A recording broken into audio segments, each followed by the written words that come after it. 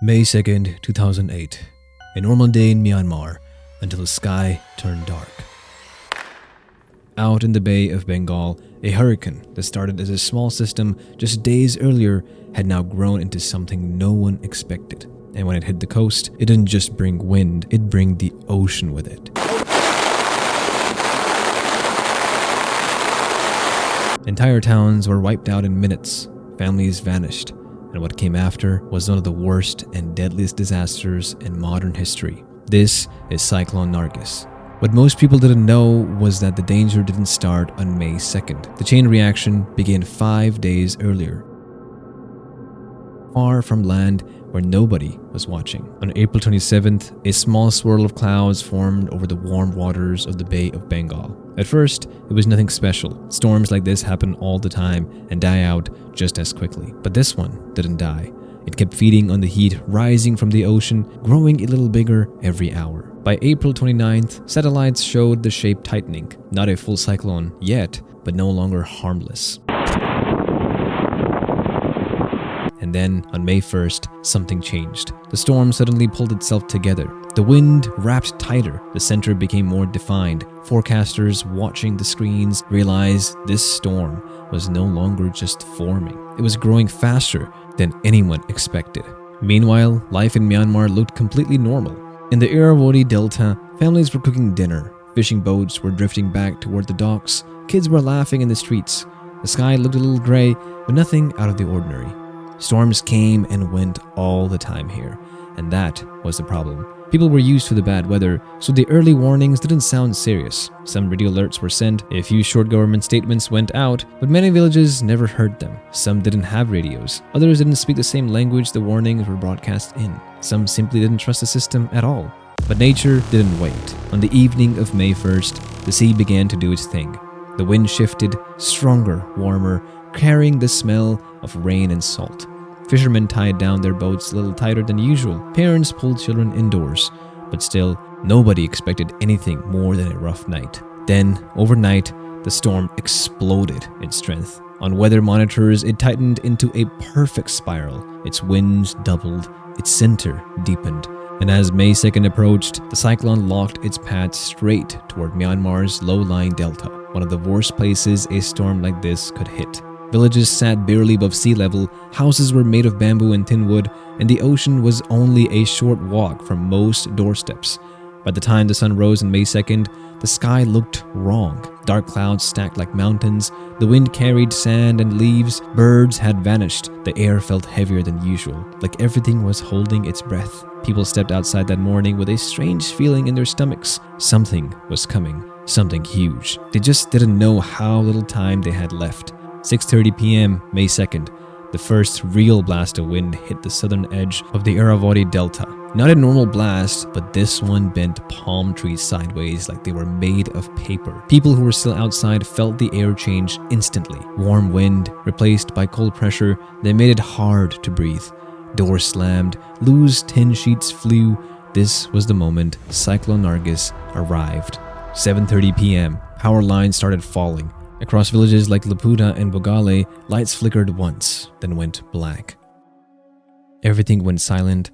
No fans, no radios, no phone chargers. The only sound left was the wind, growing louder by the minute. Families pushed furniture against doors.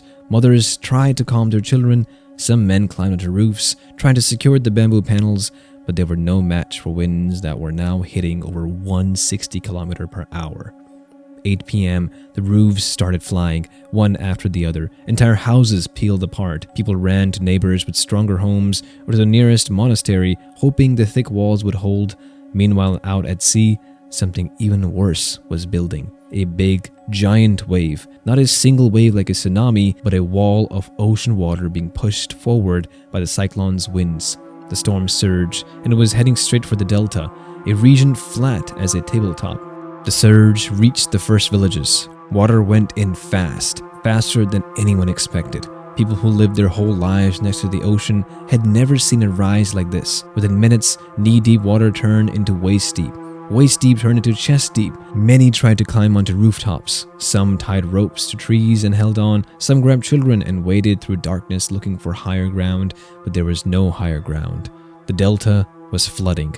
9 p.m., winds hit their peak, near Category 4 strength.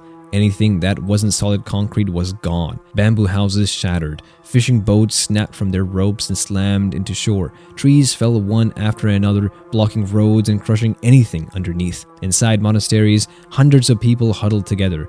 The entire building shook like an airplane hitting turbulence. Walls cracked.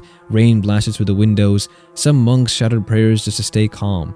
30 minutes later, and the water kept rising at a dangerous pace. Entire villages were now under the surface. People climbed onto anything that still floated. Doors, broken boats, pieces of roofs.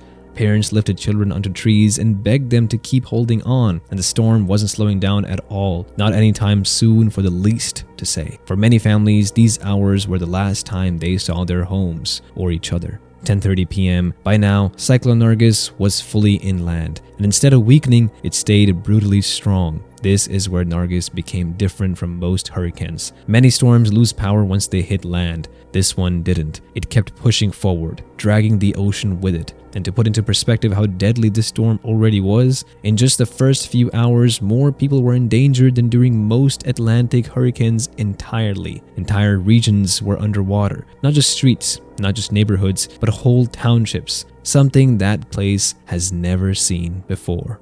11:30 p.m. The rain became unbearable. It didn't fall straight down. It slammed sideways, driven by violent winds that made it impossible to stand. People trapped outside were knocked off their feet.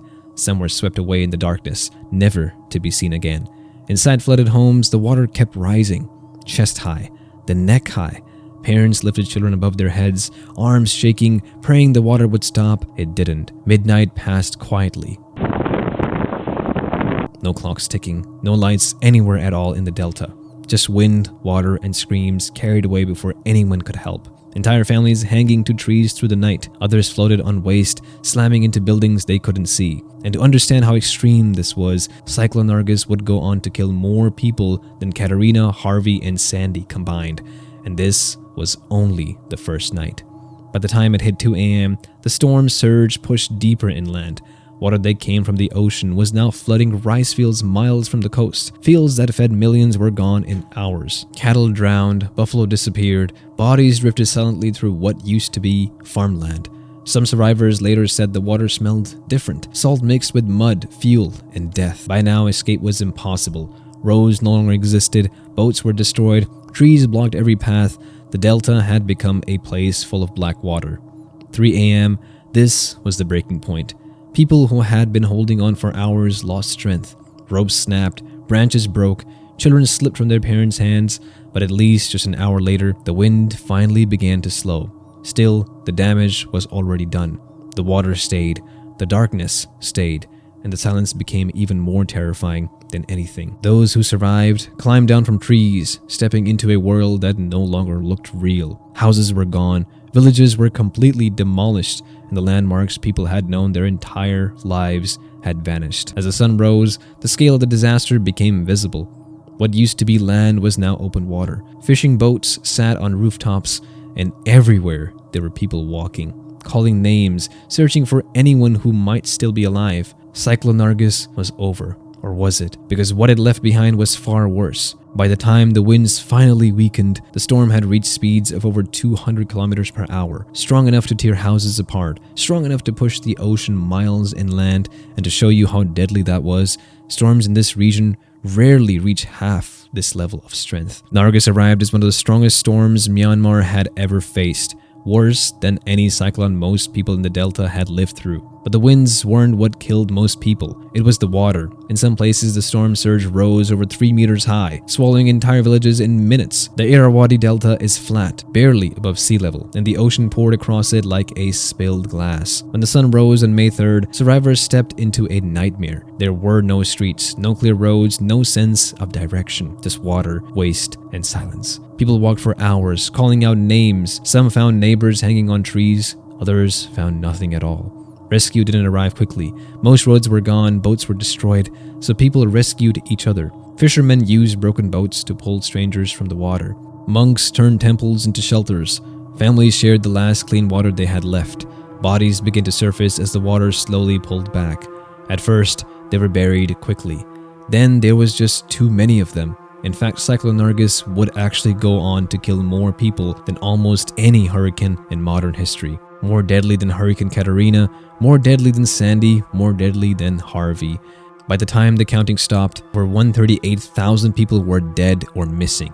Entire bloodlines disappeared, entire villages were completely erased from the map, and this was only the beginning of the suffering, because for the survivors, Cyclone Nargis never truly ended. But now you might be wondering, what does that dark, destroyed place actually look like now, 17 years later? Well, before we talk about that, we gotta first take a look at what was the world's reaction in 2008, just days after the storm. Cyclone left thousands dead and hundreds of thousands homeless. It's just a crazy... Because when Cyclone Nargis ended, the suffering didn't. In the days followed, Myanmar was silent. No press conferences, no emergency updates, and no clear answers to the citizens. Survivors waited for help that didn't come. Food ran out fast. Clean water became more valuable than money. And in some villages, people drank from flooded fields just to stay alive. The country's government was slow to respond. Foreign aid was offered almost immediately. Planes, ships, medical teams ready to help. But much of that help was delayed or blocked. And while politics dragged on, people were dying. This caused backlash not just inside Myanmar, but across the world. News headlines exploded and even human rights groups spoke out. Inside the Delta, none of that mattered. Villagers didn't care about politics. They cared about finding their children, about burying their dead, about surviving one more day, so they helped each other. Fishermen used broken boats to rescue strangers. Families shared the last bowls of rice they had left. It wasn't enough, but it was all they had. Weeks passed before large-scale aid finally reached the worst-hit areas. By then, disease had already spread. Cyclone Nargis didn't just kill people, it erased livelihoods, it destroyed food supplies, it pushed millions into poverty completely overnight while everyone was living their lives. And for years, the Irrawaddy Delta struggled to recover, which brings us back to the question. What does that place look like now, 17 years later? The answer is a bit complicated. Today, parts of the Delta look alive again. Rice fields have returned, fishing boats line the rivers, children walk to school where water once stood meters deep, but the scars are still there. Some villages were never rebuilt in the same place. Older survivors still talk about the night. They remember the sound of the wind, the smell of the water, the moment everything went dark. Cyclone Nargis changed Myanmar forever. It changed how storms are tracked, how warnings are sent, how people think about the ocean at their doorstep. But for those who lived through it, one truth remains. 17 years later, the storm may be gone, but the memory never left. Yet, there's one part of the Cyclone Nargis story that most people never hear. After the disaster, scientists and disaster experts went back and studied what happened.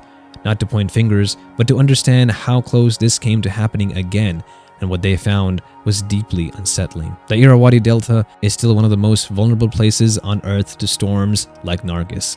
It's flat, it sits barely above sea level, and millions of people still live just meters from the ocean. In the years after Nargis, several powerful cyclones formed in the same waters. Some followed almost the exact same path.